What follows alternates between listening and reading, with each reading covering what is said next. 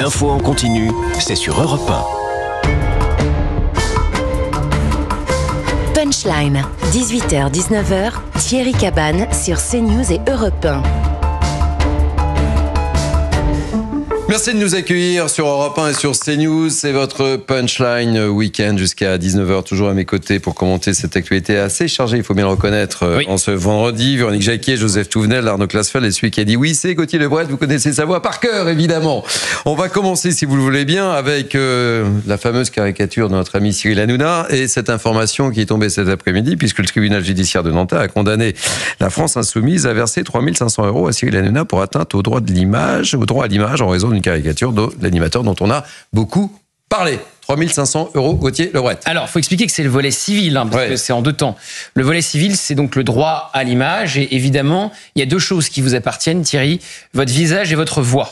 Et on n'a pas le droit de modifier votre visage et votre voix sans votre accord, évidemment, et donc et de l'utiliser. Donc, Nathalie Saint-Cric avait déjà gagné dans une précédente affaire, même chose, elle avait été placardée comme ça sur une affiche de la France Insoumise. Et donc, Cyril Hanouna a gagné aujourd'hui face à LFI, qui est condamné à 3 500 € d'amende. Je rappelle donc qu'ensuite, il y aura le volet pénal sur le caractère antisémite de cette affiche. Et si LFI est condamné pour antisémitisme, ça serait une première. Et désormais, il ne pourrait plus dire « nous ne sommes pas antisémites », c'est une diffamation. Faut dire aussi, parce que c'est la journée de la France Insoumise, à la veille de la manifestation de demain. Dont on parlera tout à l'heure. Voilà. Éric Ciotti a annoncé porter plainte, parce que lui, il était sur la deuxième affiche, avec Pascal Praud, avec Cyril Hanouna, avec d'autres, où il était qualifié de raciste. Avec Marine Le Pen, de raciste. Même chose, cette affiche a été retirée, donc c'est extraordinaire. À la France Insoumise, ils font des affiches antisémites, ils les retirent. Et ensuite, ils font des affiches diffamatoires et ils les retirent. Donc, ils vont passer quelques temps dans les tribunaux. Je plains le service juridique de la France Insoumise. Ils vont demander, parce que, évidemment, quand vous n'avez jamais été condamné pour racisme, si on vous dit que vous êtes raciste, c'est de la diffamation pure. Donc, Éric Ciotti a porté plainte et il va à tous les coups gagner en diffamation. Et donc, tout cela nous amène à demain avec la manifestation de la France Insoumise, soi-disant une manifestation contre le racisme. Pour moi, la meilleure phrase pour qualifier cette manifestation, c'est Plantu, l'ancien caricaturiste du Monde, qui a dit cette manifestation est passée d'une manifestation contre le raciste à une manifestation antisémite.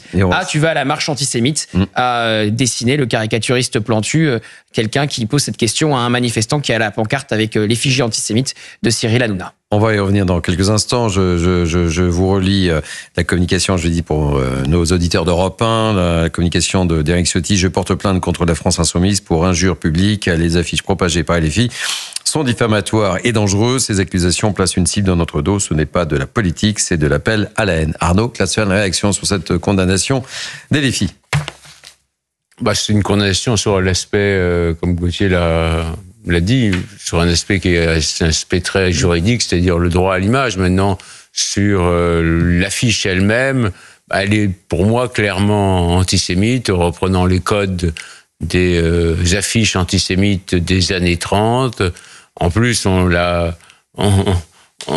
augmenté la taille de son nez ou de ses oreilles. Enfin, on a modifié la beauté de Cyril Hanouna pour en faire un être désagréable, reprenant les l'intelligence artificielle, ça vaut d'Elon Musk. Voilà.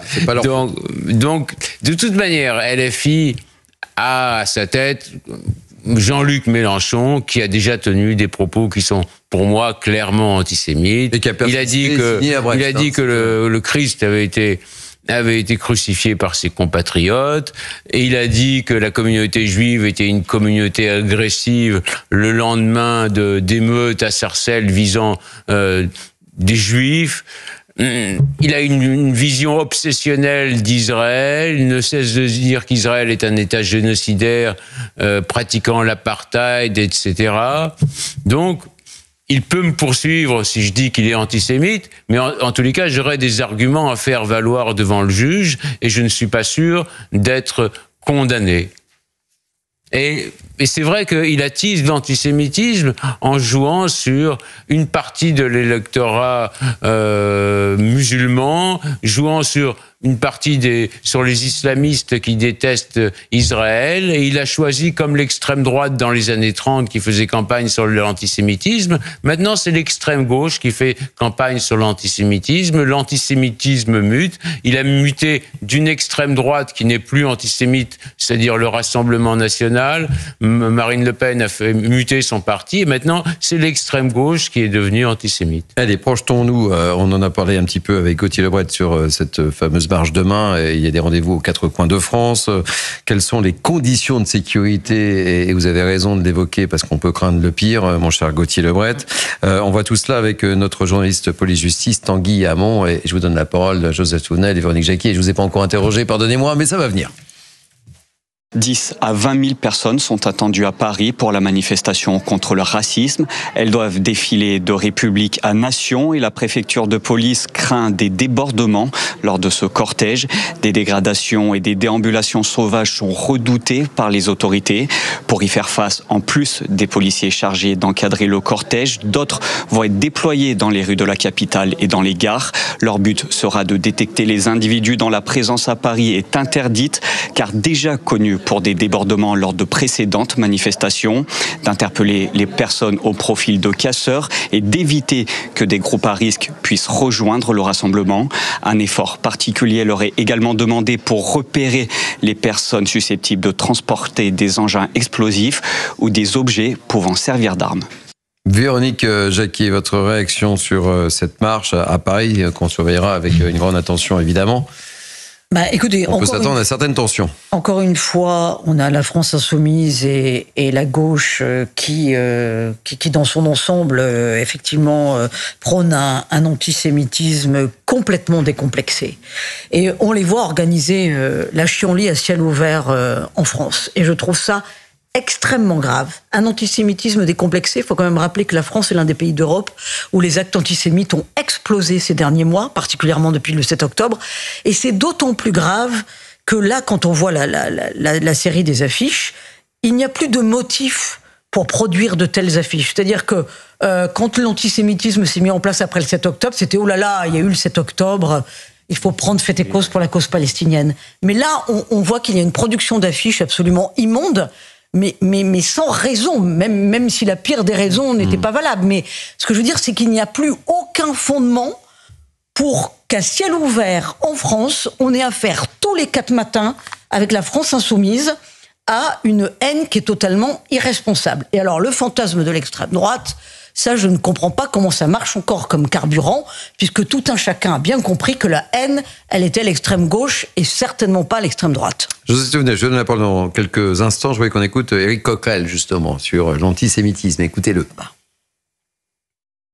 La question de l'antisémitisme vis-à-vis de France Insoumise, comme ça a été le cas vis-à-vis de d'autres gauches radicales dans le monde, je pense notamment à M. Corbyn, c'est une histoire maintenant qui date depuis plusieurs années. Je dis attention, parce que le jour où, à force de nous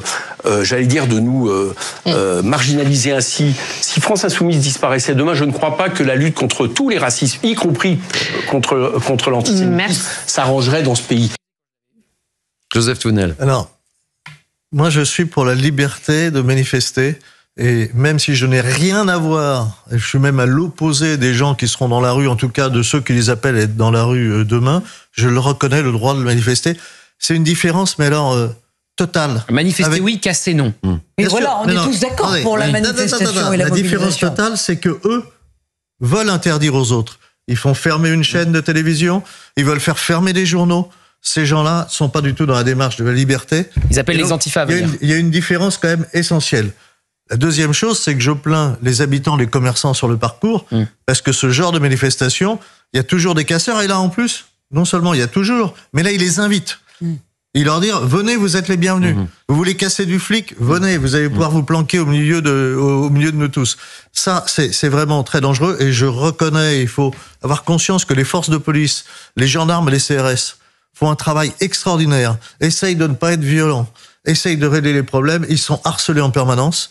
Il y a des blessés graves, certains sont marqués à vie dans les forces de l'ordre, j'en connais, qui ont été attaqués par des antifaf dans les manifestations, avec la jambe qui a été brisée, mais exprès, pas par hasard, il n'est pas tombé par hasard. Donc, merci à ceux qui nous protègent. Et puis, enfin, ces gens-là, moi, j'aurais aimé les voir dans la rue quand on manifestait justement contre l'antisémitisme, contre les exactions du 7 octobre. On les a pas vus appeler, bien au contraire. Et donc, on a une France demain, on aura une France dangereuse. Et enfin, on va voir des gens du Parti socialiste se mêler avec des antisémites, ça va pas les gêner? Mais il devait pas y aller au début. Oui, alors il y a un grand nombre qui va venir parce qu'il y a un grand nombre de. Bon, il y a les syndicalistes évidemment, des artistes aussi. Il y a une liste qui a été publiée. Il y a Annie Arnaud, Blanche Gardin, Béatrice Dalle, Swan Arlo, Anna Mouglalis, Camille Etienne, Barbara Stiegler. Enfin voilà. Ce qu'il faut quand même souligner, c'est que il y a des policiers qui étaient en congé ce week-end. On leur a demandé, on a dit, il n'y a plus de congés. Ça mobilise des milliers de policiers à travers la France. Les contrôles dans les gares des trains qui vous emmènent jusqu'à Paris ont commencé ce soir. Donc, faut quand même bien dire qu'on s'attend à une manifestation violente, demain notamment à Paris. Un parti politique appelle des factieux, les antifas, à venir dans le cortège. Les antifas, on le sait, qui cassent tout sur leur passage. On sait ce que ça donne. Vous me direz, c'est logique venant de la part de la France Insoumise. Le chef des antifas est devenu député LFI, Raphaël Arnaud. Donc au moins, il y a une certaine constance. Le PS, comme le disait Joseph, mardi, Olivier Faure, on n'y va pas. Aujourd'hui, ce matin, il a dit, on y va. Alors l'affiche antisémite, oui, vous comprenez, c'est embêtant. Mardi, comme d'habitude, en fait. Ça rendait exactement comme d'habitude, Parce que ça veut dire quoi? Ça veut dire comme au moment du nouveau Front populaire et de la Nouvelle Alliance, l'antisémitisme n'est pas quelque chose de suffisamment grave pour refuser l'alliance. Et là, on se disait bon, j'ai entendu plusieurs commentateurs dire bon voilà, l'affiche, ça y est, ils ont franchi le dernier grade de l'immonde, donc là c'est terminé. Les écolos, les communistes, les socialistes, jamais plus d'alliance. Et ben voilà. Les socialistes d'Olivier Faure vont donc aller marcher avec la France Insoumise, soi-disant contre le racisme, samedi, malgré l'affiche antisémite. C'est intéressant de voir qui sera là. C'est difficile. Ça sera intéressant. Arnaud Klasfeld. Ce sera difficile pour la gauche d'être élue s'ils ne sont pas alliés à la France Insoumise. Voilà. Bah oui. La droite n'avait pas voulu. Ça sert à quoi tout le cinéma au sujet des affiches dont vient de parler Gauthier Lebret si demain ils sont réunis c'est risible. Si la politique était faite uniquement de conviction, j'entends bien.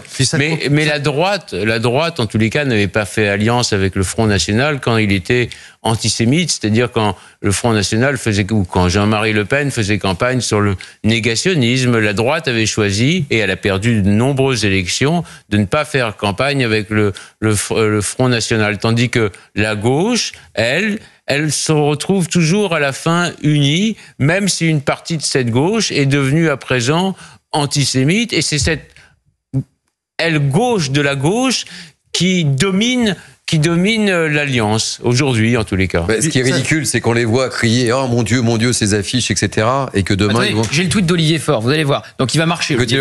L'affiche de LFI sur Cyril Hanouna était une faute.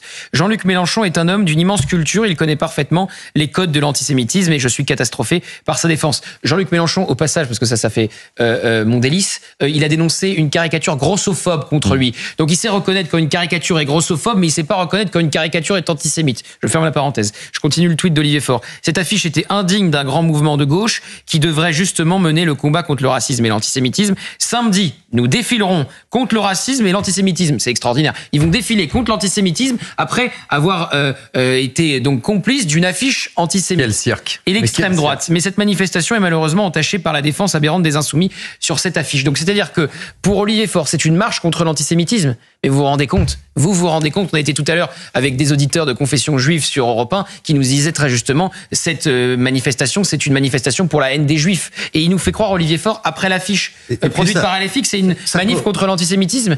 Mais franchement, vaut mieux entendre ça que d'être sourd. Ça continue quand même, parce qu'il y a une affiche qui tourne. J'espère que c'est un faux, quoique je vais aller voir sur le compte Facebook, elle est ciblée d'une organisation syndicale. J'espère que c'est un faux. On n'a pas vérifié, donc il faut être prudent. J'ai vérifié sur le compte Facebook de cette organisation syndicale. Mais on ne sait jamais. Qui nous montre en premier plan le maréchal Pétain, plus des personnalités dans lesquelles on trouve Pascal Praud, notamment Cyril Hanouna et Vincent Bolloré, c'est-à-dire que associés, vous vous rendez compte, ceux qui ont véritablement résisté, comme les parents de Vincent Bolloré, parce que je rappellerai à ces guignols que les parents de Vincent Bolloré, son père comme sa mère, ont été de vrais résistants. Les associer comme cela, c'est affaiblir la lutte contre le nazisme, la lutte contre l'antisémitisme. Ces gens-là, il a même reçu son grand-père avait pas reçu dans la demeure le grand-père de Léon Blum. Absolument. Après. Exactement. Oui, Arnaud Clasper, vous avez raison. Et donc les laisser faire. D'abord, c'est maquiller l'histoire, c'est mentir sur l'histoire. Mais il faut passer après, vous savez. Mais c'est en plus déshonorant par rapport à ceux qui ont véritablement résisté. Alors qu'aujourd'hui, quand ils font ça, qu'ils viennent pas nous dire c'est nous les grands résistants contre le racisme. C'est pas vrai. J'ai hâte de voir qui va défier demain Gauthier Lebret, Véronique Jacquier. J'ai hâte de voir. Ils sont là. Oui, mais on va voir. Entre les personnalités, est-ce que François Hollande, par exemple? J'ose imaginer que non. Si France, non. Je sais pas, je pose la question. On peut s'attendre à tout. On peut s'attendre à tout. Un ancien président de la République à ça, non, j'y crois pas. Bon. J'y crois pas. Alors franchement, si je suis démenti, je viendrai faire mon mea culpa, caractéristique chez moi, la semaine prochaine. Enfin, j'imagine pas. Je sais pas, je pose la question. Là, vous voyez bien, en plus, il y aura pas Jérôme Guedj, il y aura pas cette partie de la Jérôme Guedj, non, c'est sûr. Non, mais vous voyez bien, qui reste le gouvernement. C'est Olivier Faure, c'est la ligne PS pro LFI. Il est en pleine campagne pour sa réélection. Donc il va jusqu'au bout, et je suis sûr qu'il va y avoir des dissensions au sein même du PS. Oui, forcément, il va y avoir des dissensions. On verra demain. Et honte à cette gauche qui n'est plus capable de produire des idées, qui n'est plus capable de défendre le plus faible et le pauvre. Bon, c'est pas l'apanage de la gauche, mais je veux dire, on se rend bien compte que là, la gauche de gouvernement, elle a vraiment du mal à exister, et qu'en ligne de mire, ils deviennent tous fous parce qu'il y a les municipales de 2026. Voilà où on en est. Il n'y a pas de colonne vertébrale dans notre pays. Il y a une crise majeure de tous les partis politiques puisqu'ils ne sont plus capables de produire des idées, de reconstruire un pays et de le réformer. Donc il y a évidemment une crise démocratique qui est absolument abyssale. Ce qui sera intéressant, c'est de voir la mobilisation demain. Et ils devraient se méfier sur leur mauvais calcul. Il n'y a pas que Paris, il y a d'autres manifestations en France aussi. Regardez bien ce qui s'est passé à Villeneuve-Saint-Georges. Joseph Tounel. Une ville avec une population d'origine immigrée considérable. 2 listes de droite et la liste LFI qui gagne une liste de droite. Quand on analyse ce qui s'est passé, une grande partie de la population qui peut voter, donc française mais d'origine immigrée, notamment les Africains chrétiens, sont allés voter en disant mais on va pas aller soutenir ceux qui soutiennent, ceux qui massacrent nos frères, nos cousines on rappelle que c'était Louis Boyard, la tête de file à Villeneuve-Saint-Georges. La deuxième partie de gens qui ne sont pas allés voter pour eux et qui ont voté contre eux, c'est une partie de personnes d'origine marocaine qui ont dit mais nous on n'a rien à voir à faire avec ces fous furieux, on ne les veut pas, on ne le veut même pas dans notre municipalité. La gauche, dans leur mauvais calcul, où ils abandonnent leur toute valeur, quand ils font ça, c'est juste de l'électoralisme, devrait regarder un petit peu plus loin ce qui est en train de se passer quand LFI perd ses élections locales. Véronique Jacquier. Oui, non, mais j'approuve complètement ce que vient de dire Joseph. Moi, l'heure me paraît grave et, comme je l'ai dit, on a l'impression que demain, on organise la chienlit à ciel ouvert. Mais LFI ne devrait plus être dans l'arc républicain. Vous vous rendez compte le procès qu'on a fait au Rassemblement national pendant plusieurs années, pendant plusieurs mois, en disant est-ce qu'ils ont encore le droit d'être dans la République? Il a fallu que Nicolas Sarkozy intervienne pour dire mais il y a plus de 9 millions d'électeurs pour eux aux élections maintenant. Donc oui, ils ont le droit d'exister dans le champ républicain. Et là, LFI, on ne leur fait aucun procès, on ne leur fait même pas de procès sur leur pertinence d'exister dans l'arc républicain. Moi, ça me dépasse.